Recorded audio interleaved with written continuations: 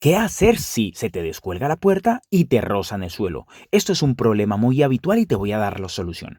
Lo primero que tienes que hacer es desmontar la hoja del cerco. Y como puedes observar, quedan al descubierto las bisagras y unas arandelitas las cuales tienes que cambiar. Como norma general, siempre el pernio queda en la parte del cerco, pero en esta ocasión nos quedó en la parte de la hoja. ¿Vale? Intentamos ponerle unas arandelas y no pudimos, y lo que hicimos fue esta solución, pegarla con una cinta.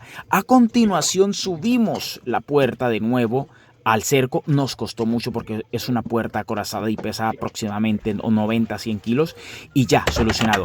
Tenemos que tener en cuenta que los pernios que antes se nos salieron los tenemos que volver a meter, y otra cosa que tenemos que tener en cuenta es que no nos roce arriba en el techo, porque si no, no nos va a cerrar. Espero que te haya servido de ayuda.